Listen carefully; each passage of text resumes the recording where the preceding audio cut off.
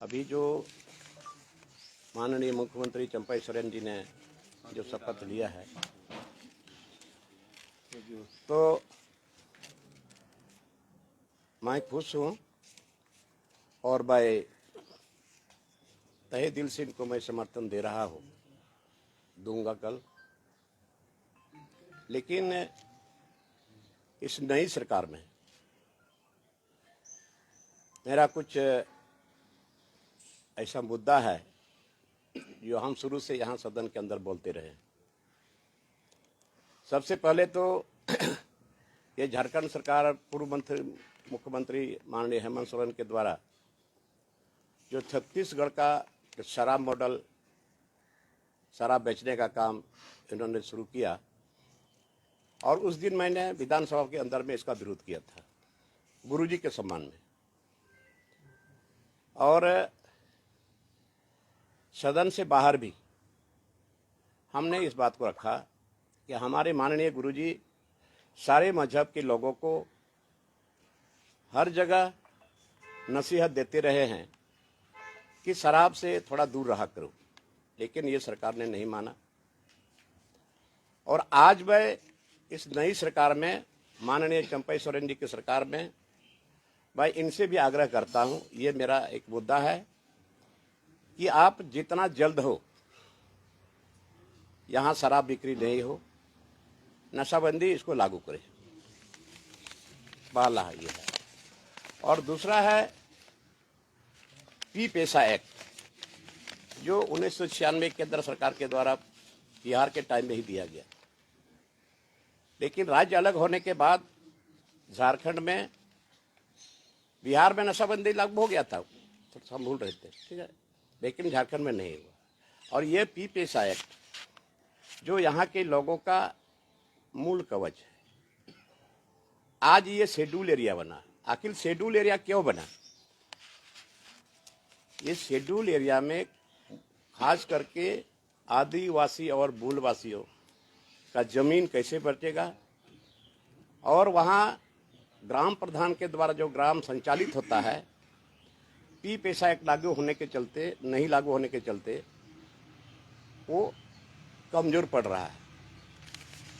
ये पी पेशा एक्ट सरकार इसकी तत्काल घोषणा करे कि हम इसको लागू करेंगे।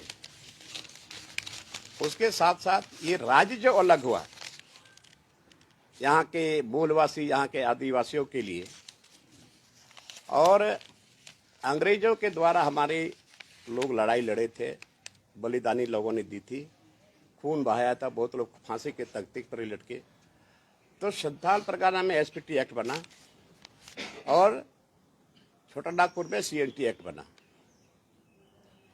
और इस एक्ट के अधीन नियम के मुताबिक यहाँ का जमीन ट्रांसफरेबल नहीं है और न सेलेबल है।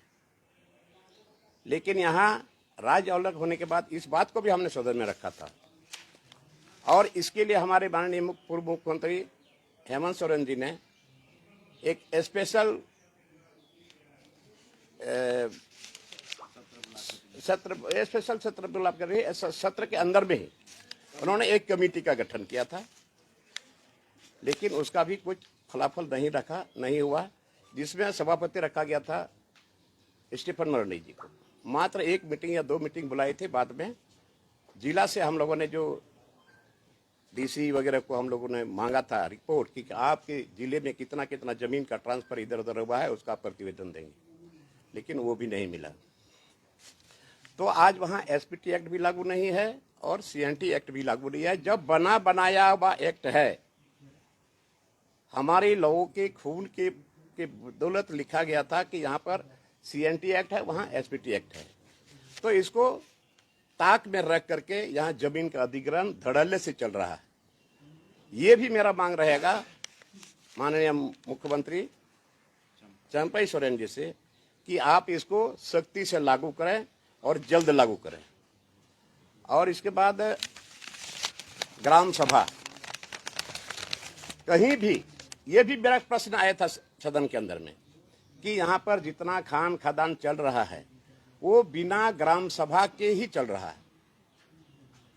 फर्जरी, कहीं की तो फर्जरी बताया था। तो ये ग्राम सभा बिना ग्राम सभा के इस शेड्यूल एरिया में बहुत सारा खदान वगैरह सब चल रहा है और जमीन अधिग्रहण हो रहा है। और हम इस सरकार से ये भी मांग करेंगे कि यहाँ पर विस्थापन आयोग का गठन हो। आज कितने लोग विस्थापित हो चुके हैं। अभी धनबाद में आप जाएंगे, जो जमीन के मालिक है उसके खेत के नीचे, उसके खेत के नीचे, जमीन के नीचे कोयला है, अबरख है, तांबा है, यूरेनियम है, लेकिन इतने लोग विस्थापित हुए हैं, बहुत लोग ट्रेसलेस हो गए हैं। तो मैं इस सरकार के नई सरकार से मांग करता हूँ कि आप विस्थापन आयोग का गठन करें ताकि यहाँ के लोगों को जगह मिले और अपना रह सके। तो आज विस्थापन आयोग का भी गठन नहीं हुआ। और उसके साथ साथ और एक डिमांड है मेरा,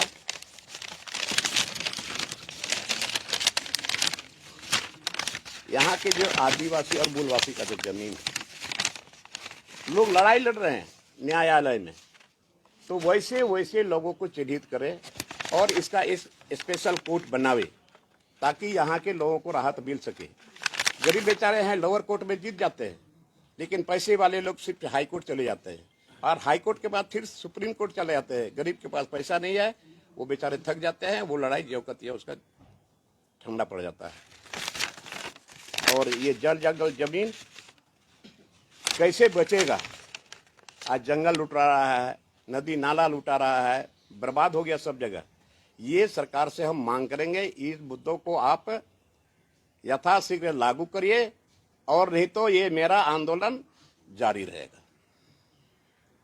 सीधी सी बात, मैं समर्थन दे रहा हूं, समर्थन दूंगा, आपके साथ मैं रहूंगा, लेकिन ये जो मुद्दा मेरा है आप इसको यथाशीघ्र लागू करिए, नहीं तो फिर हम अपना रास्ता अलग खोजेंगे। चंपई जी से सरकार गठन के बाद बात हुई आपकी उनसे? बात करेंगे हम, बात नहीं हुई। बात करेंगे हम, लेकिन आज आपके माध्यम से इस नई सरकार को हम ये अपना डिमांड हम बता दे रहे हैं ताकि उसके तक पहुंचे, सरकार तक पहुंचे और इस पर विचार करें और इसको यथाशीघ्र झारखंडियों के हित में, मूलवासियों के हित में लागू करें। को क्या लगा? आज यहाँ स्थानीय नीति नहीं बना, कौन है स्थानीय, अभी तक उसका चिन्हितीकरण नहीं हुआ।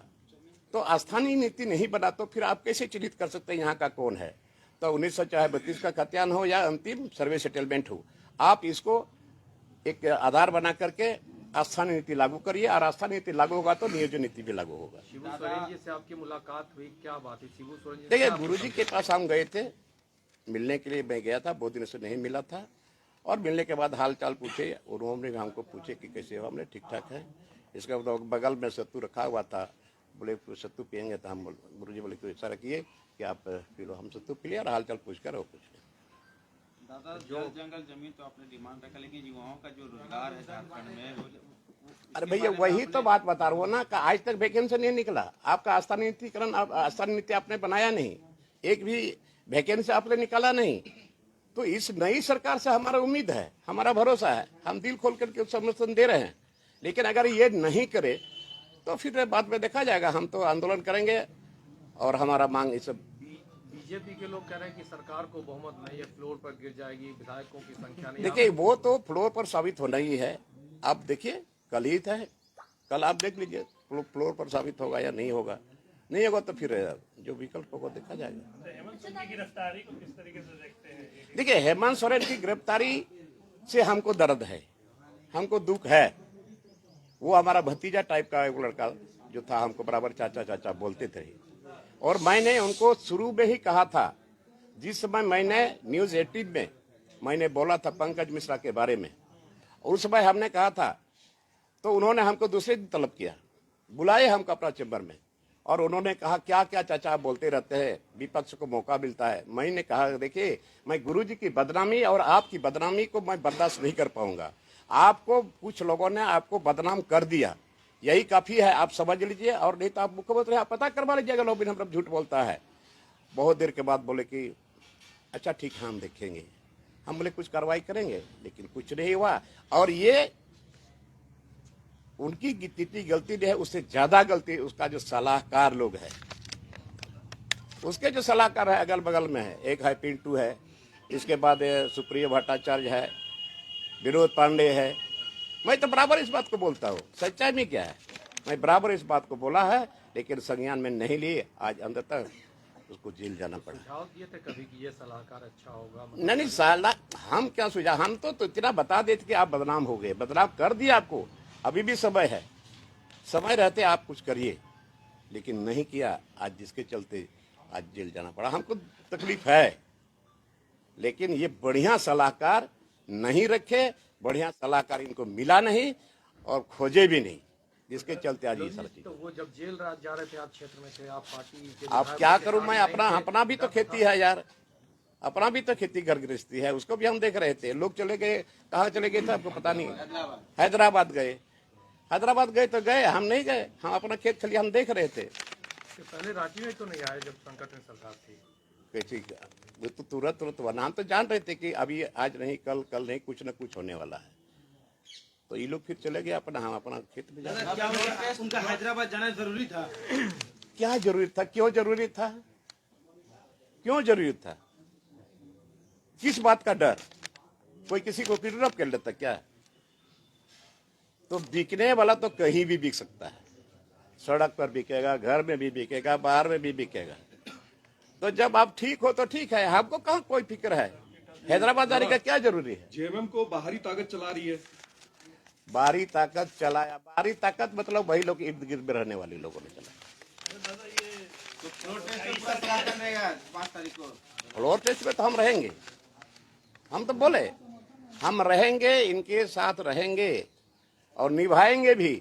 लेकिन ये जो मेरा डिमांड है, ये डिमांड फुलफिल होना चाहिए, और नहीं तो मेरा आंदोलन जारी रहेगा। यहाँ झारखंडियों के हित में, यहाँ मूलवासियों के हित में, यहाँ के स्टूडेंट के हित में मेरा आंदोलन जारी रहेगा। कब तक का अल्टीमेटम है जो मांगेंगे आप? देखिए मांगे है अभी तो सरकार, अभी बहुमत साबित करेंगे, लेकिन हमने आप लोगों के माध्यम से मैंने सरकार तक इस बात को पहुंचाने का काम कर रहा हूँ। राहुल गांधी का यात्रा भी है कल, क्या उसमें जा रहे हैं क्या आपका अपने स्तर से? हम क्यों जाएंगे राहुल गांधी वाला? अच्छा दादा